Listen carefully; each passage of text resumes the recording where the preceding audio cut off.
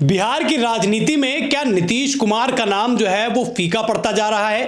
क्या नीतीश कुमार का करियर अब खत्म होने की कगार पर आ गया है? अनुपम जी, जिस तरीके की खबरें लगातार बिहार की राजनीति से आ रही हैं, क्या अब नीतीश कुमार के आगे फुल स्टॉप लगने वाला है? उनके नाम के आगे फुल स्टॉप लगने वाला है? देखिए, मैं सबसे पहले दो तीन बात अपने दर्शकों को बताना चाहता हूँ। बहुत ध्यान से समझिएगा इस चीज़ को, और आप भी वैभव इस चीज़ को देखिए कि बिहार में कितनी चालाकी से, एक कहते हैं ना, महीन पॉलिटिक्स वो हो रहा है, और वो कैसे हो रहा है इसे समझिए आप। अभी एक बड़ी खबर आ रही है। खबर ये है कि जो निशांत कुमार है, यानी नीतीश कुमार के जो पुत्र हैं, वो जेडीयू के राष्ट्रीय अध्यक्ष बनाए जा सकते हैं। राष्ट्रीय अध्यक्ष, बहुत ध्यान से सुनिएगा, राष्ट्रीय अध्यक्ष का पद क्या होता है? एक ऐसा पद होता है जब आप संगठन के लोगों को मैनेज करते हैं, उनको संभालते हैं, पार्टी जोड़ कर रखते हैं, और पार्टी को आगे बढ़ाते हैं आप अपनी पॉलिसी की वजह से। निशांत कुमार, जिनके पास कोई अनुभव नहीं है राजनीति में, उनकी जब लॉन्चिंग हो रही है तो सोचिए कितने बड़े पद पर हो रही है। एक ऐसी पार्टी जो राष्ट्रीय पार्टी का दर्जा प्राप्त है, उसके वो राष्ट्रीय अध्यक्ष बनने जा रहे हैं। और ये खबर आ रही है कि इसी महीने, मतलब आज तो 28 तारीख है, फरवरी का महीना खत्म होने वाला है जब हम ये वीडियो रिकॉर्ड कर रहे हैं। मार्च में 14 तारीख के बाद, यानी होली के बाद, इसका आधिकारिक ऐलान हो सकता है, जो इस वक्त बिहार के सूत्र हमें बता रहे हैं। ये पहली जानकारी है। दूसरी जानकारी सुनिए, अभी हाल ही में मंत्रिमंडल वहां विस्तार हुआ है। बिहार में मंत्रिमंडल विस्तार हुआ तो नीतीश के मंत्रियों से ज्यादा की संख्या किसकी हो गई? जो एनडीए के बाकी दल है, मतलब बीजेपी ज्यादा पावरफुल हो गई है कैबिनेट में। 22 मंत्री जो हैं, अगर संतोष सुमन को जोड़ देते हैं तो टोटल 22 मंत्री हो जाते हैं। तो बीजेपी के पाले में जितने लोग हैं वो पावरफुल हो गए हैं वहां पर कैबिनेट में। नीतीश कुमार कमजोर पड़ गए हैं। एक और बहुत ध्यान से सुनिएगा, एक और बात, कि नीतीश के जितने विरोधी थे बीजेपी में, या जो पसंद नहीं करते थे नीतीश कुमार को, या नीतीश कुमार जब आरजेडी के साथ थे, और ऐसे लोगों के साथ जब उनका टकराव हुआ, उनके कद को बढ़ाया गया है। हालांकि एक नाम विजय सिन्हा, जो कि डिप्टी सीएम हैं, विजय सिन्हा, आप जैसे, मैं आपसे एक चीज पूछना चाहता हूं, आपको मैं मतलब समझ कर देखिए, एक सोसाइटी का चेयरमैन बना दूं और आपसे सारे पावर मैं ले लूं कि आप एक फाइल भी साइन नहीं कर सकते, तो वो चेयरमैन बनना या ना बनना आपके किस काम का? किसी भी तरह में काम नहीं। हाँ, वो तो आपके लिए बस हाथी के दांत की तरह है। सिर्फ दिखा सकते हैं आप कि मैं चेयरमैन हूं, या मैं एक बड़े पद पर बैठा हुआ व्यक्ति हूं।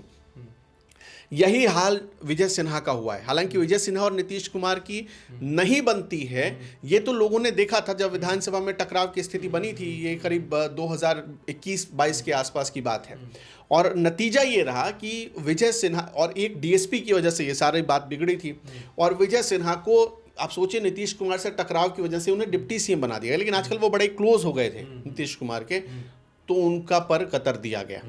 और एक ऐसा नाम मैं आपको बताता हूं, संजय सरावगी, बीजेपी के विधायक हैं और बहुत बड़े ऐसे नेता हैं बीजेपी के भीतर, वो कि चाहे पार्टी सरकार में रहे या सरकार से बाहर रहे, उन्होंने हमेशा नीतीश कुमार पर हमला बोला है। इवन कि ऐसे भी दौर आए जब बीजेपी एनडीए में साथ थी, नीतीश कुमार मुख्यमंत्री थे, उनकी मतलब बीजेपी के लोग मंत्री थे कैबिनेट में नीतीश कुमार के, तब भी संजय सरावगी ने ट्रांसफर पोस्टिंग को लेकर सवाल उठाए, कई अधिकारियों पर सवाल उठाए कि वो भाजपा के मंत्री तो सिर्फ नाम भर के हैं, असल काम तो नीतीश कुमार के इशारे पर अधिकारी करते हैं। ये आरोप बहुत पहले से संजय सरावगी लगाते रहे। संजय सरावगी का कद बढ़ा दिया गया है। आप ये समझिए, संजय सरावगी को दिलीप जायसवाल जो कि अध्यक्ष हैं, प्रदेश अध्यक्ष हैं बीजेपी के, और हाल ही में उनके इस्तीफे के बाद कैबिनेट का विस्तार हुआ है, तो उनका ये कहना, संजय सरावगी को सारे दिलीप जायसवाल के विभाग को दे देना, ये बताता है कि आने वाले दिनों में संजय सरावगी का कद और पार्टी आगे बढ़ाएगी। अब इसके साथ एक और बात बहुत ध्यान से सुनिएगा, दिलीप जायसवाल जो कि पार्टी के, यानी बीजेपी के प्रदेश अध्यक्ष हैं, उनका एक हालिया बयान है, कुछ घंटे पहले का ये बयान है, जब वो कह रहे हैं कि कौन बनेगा मुख्यमंत्री बिहार का, ये पार्टी गठबंधन में पहले चुनाव लड़ेगी, उसके बाद डिसाइड होगा। मतलब 15-20 साल मुख्यमंत्री रहने के बाद, मतलब 20 साल तो आप ऑलमोस्ट मान ही लीजिए, 2000 बीच में अगर कुछ गैप अगर हटा दे तो ये जो 20 साल का गैप है, ये 20 साल का मतलब होने के बाद भी नीतीश कुमार के नाम पर पार्टी और गठबंधन, एनडीए गठबंधन को इतना भरोसा नहीं है कि वो उसके नाम पर चुनाव लड़ेगी। ये सवाल उठ रहा है संजय जायसवाल के बयान के बाद। इसके अलावा दिलीप जायसवाल जब ये बयान ऐसे वक्त में दे रहे हैं जब उनकी पार्टी के भीतर कई नेता ये कह चुके हैं कि हाँ, नीतीश कुमार के नेतृत्व में हम चुनाव लड़ेंगे। दिल्ली से अभी तक इस बात पर क्लियर नहीं किया गया है कि क्या नीतीश कुमार ही चेहरा होंगे एनडीए के या नहीं होंगे। अब वो क्लियर कौन करेगा? या तो जेपी नड्डा की बात मानी जाएगी या अमित शाह की बात मानी जाएगी। लेकिन इन दोनों में से किसी ने भी ये क्लियर नहीं किया है, कोई भी ऐसा बयान नहीं दिया है कि जिससे ये साफ हो सके कि आने वाले दिनों में नीतीश कुमार के चेहरे पर बीजेपी बिहार में चुनाव लड़ने जा रही है। और अगर प्री पोल अलायंस होता है दोनों दलों के बीच और घोषणा नहीं होती है कि नीतीश कुमार के नाम पर चुनाव लड़ा जाएगा, तो ये मानकर चलिए कि जीतने के बाद भी गठबंधन की जीत होती है तो नीतीश कुमार मुख्यमंत्री नहीं बनेंगे।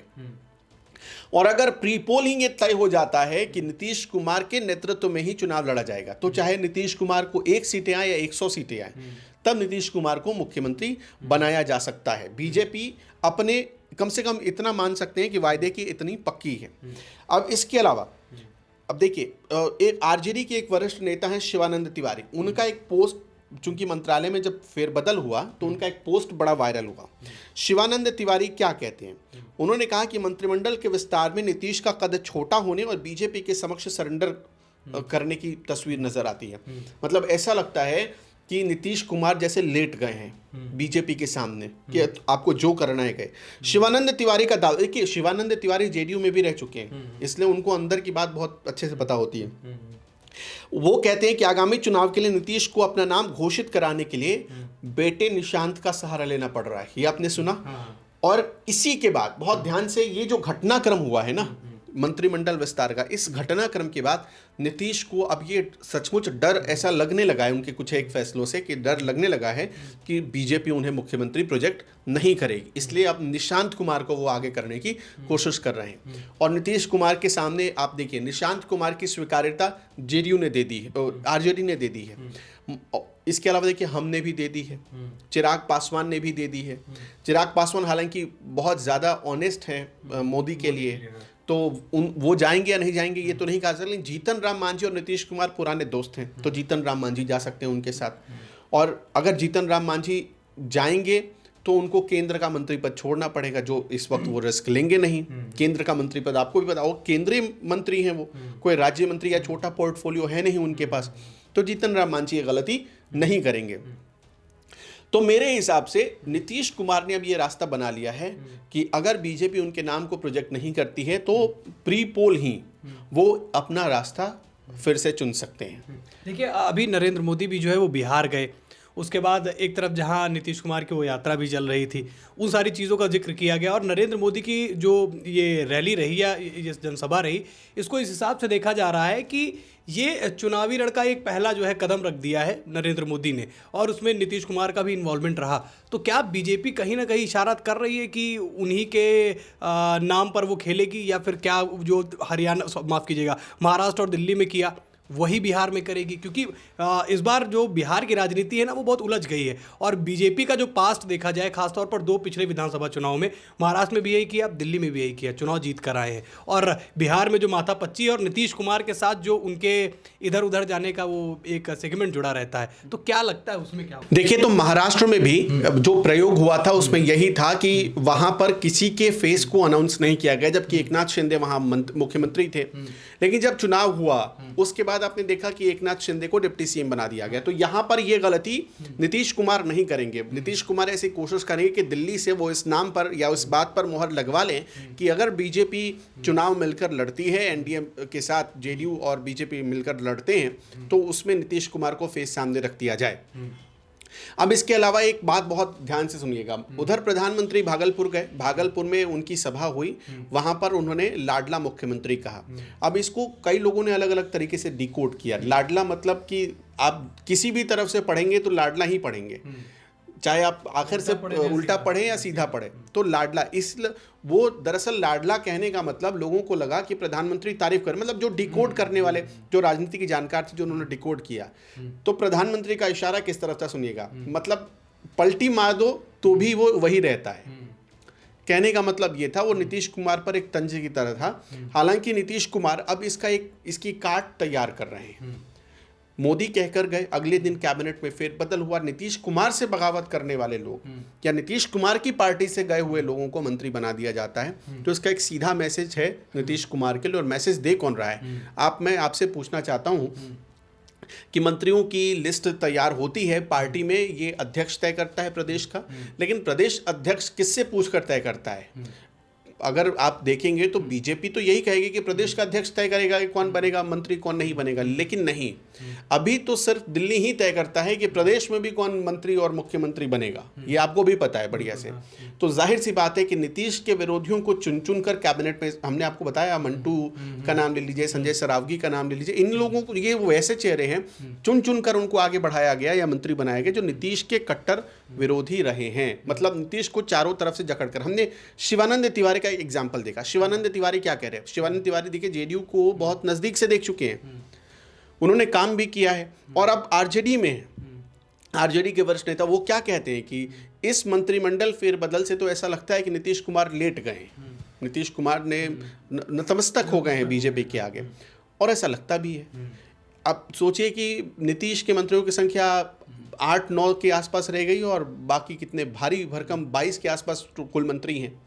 तो इस तरह से अब नीतीश कुमार की कमजोरी और बाकियों को मजबूत होता देख ये साफ संकेत एक तरीके से मिलता है कि नीतीश कुमार को एक विकल्प तैयार करना पड़ेगा, और वो विकल्प निशांत कुमार के रूप में लोग देख रहे हैं कि नीतीश कुमार तैयार कर रहे हैं। नीतीश कुमार को भी अपनी विरासत बचानी है, जेडीयू तो हाथ से जाने देंगे नहीं, क्योंकि इतनी बड़ी पार्टी उन्होंने बनाई और अब तो राष्ट्र पार्टी का दर्जा हासिल था, तो वो जाने देंगे नहीं। तो नीतीश कुमार ये चाहते हैं कि वो बचा लें, और बीजेपी ये चाहती है कि 20 साल हो गया, बहुत हो गया आपने 20 साल। हाँ, अब सोचिए तो नरेंद्र मोदी, अब मैं आप ही से पूछता हूं कि नरेंद्र मोदी गुजरात के मुख्यमंत्री इतने लंबे टाइम तक नहीं रहे, फिर वो केंद्र में आ गए। तो बीजेपी का ये कहना है, सोचना है कि नीतीश कुमार को अब रिप्लेस होना चाहिए। अगर बीजेपी अगर ये कहती है कि संजय जायसवाल का हालिया में कुछ घंटे पहले का जो बयान है, वो बयान अगर आप ठीक से समझेंगे तो उसमें तो वो वही कह रहे हैं कि कौन मुख्यमंत्री बनेगा ये हम चुनाव के बाद घोषणा करेंगे। मतलब अब तो वही है कि बड़ा भाई छोटा भाई वाली भूमिका तय होगी, जिसकी जितनी ज़्यादा सीटें वो बड़ा भाई, जिसकी कम सीटें वो छोटा भाई। अब तो यही होगा। और अगर उनको जायसवाल साहब को अगर हटाया गया है, इस्तीफा लिया गया कि मंत्री आप पद छोड़िए, एक व्यक्ति, अच्छा एक बात बताइए, मैं आपसे पूछना चाहता हूँ, एक व्यक्ति एक पद क्या सिर्फ जायसवाल के लिए लागू होता है? नहीं, जेपी नड्डा के लिए लागू नहीं होता, सभी के लिए लागू होता है। तो ऐसे में उनका इस्तीफा ले लिया गया, लेकिन जेपी नड्डा ने इस्तीफा नहीं दिया है, ये बहुत ध्यान रखिएगा आप। तो इसका मतलब ये है कि कुछ अंदर बहुत बड़ी खिचड़ी बीजेपी भी पका रही है और जेडीयू भी पका रही है। नीतीश कुमार बहुत साइलेंट प्लेयर है, वो कुछ हल्ला करके हंगामा करके नहीं करते हैं, लेकिन वो नैरेटिव बनाने के भी बहुत मास्टर आदमी है। अगर आपको याद होगा तो नैरेटिव बनाने के भी बहुत मास्टर आदमी है। अगर इंडिया गठबंधन ने बीजेपी को 2024 के लोकसभा चुनाव में टक्कर देने की कोशिश की तो उस नैरेटिव के पीछे भी नीतीश कुमार ही थे, उनका ही खड़ा किया हुआ था। बाद में ये अलग बात है कि दूल्हा कोई और बन गया, लेकिन वो बनाया हुआ, सोचा हुआ, पूरा खाका तैयार किया हुआ नीतीश कुमार का ही था।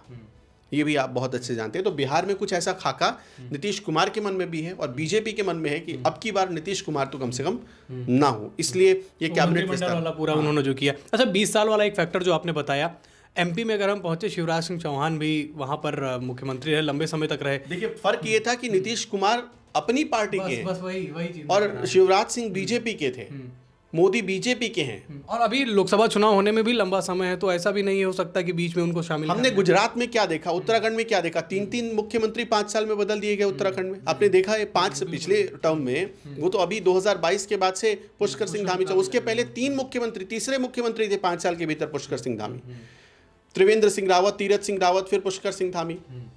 अब इसी तरह आप देख लीजिए गुजरात में 3-3 मुख्यमंत्री बने, आनंदीबेन पटेल, फिर उसके बाद एक और मुख्यमंत्री बने विजय रूपाणी, और फिर भूपेंद्र पटेल बने। बिहार की मगर पॉलिटिक्स थोड़ा सा वहाँ से हटके है और नीतीश कुमार सच में जो राजनीति है बिहार की उसमें वो गुण नहीं है जो उसे चीटा खा जाए। फिलहाल जो बिहार में स्थिति है नीतीश कुमार की, क्या होगा ये तो आने वाला समय बताएगा। लेकिन चाहे नीतीश कुमार हो और चाहे बीजेपी नरेंद्र मोदी, ये पूरी तरीके से दोनों को पता है कि कब कहीं भी कोई पलट सकता है। तो दोनों ने अपनी अपनी तैयारियां पुख्ता करके रखी हैं। कोई अपने बेटे को लाना चाहता है तो कोई मंत्रिमंडल में ऐसे लोगों को शामिल करता है जो मुख्यमंत्री के खिलाफ हो। पर फिलहाल ये तो समय बताएगा। आपको क्या लगता है, क्या नीतीश कुमार को अब बिहार की राजनीति से थोड़ी सी दूरी बना लेनी चाहिए, उनके बेटे को आगे लाना चाहिए, या फिर नीतीश कुमार अब लोग आगे इंतजार करें, या फिर केंद्र में आने के लिए वो सोच सकते हैं? आपको क्या लगता है कि क्या नीतीश कुमार दोबारा सीएम बनेंगे इसके बाद या नहीं? आप अपनी राय कमेंट में बताएं। यूट्यूब के माध्यम से जुड़े हैं तो चैनल को सब्सक्राइब करें, फेसबुक पर जुड़े हैं तो पेज को लाइक और शेयर करें। फिर मुलाकात करेंगे एक नए राजनीतिक विश्लेषण के साथ। तब तक के लिए धन्यवाद।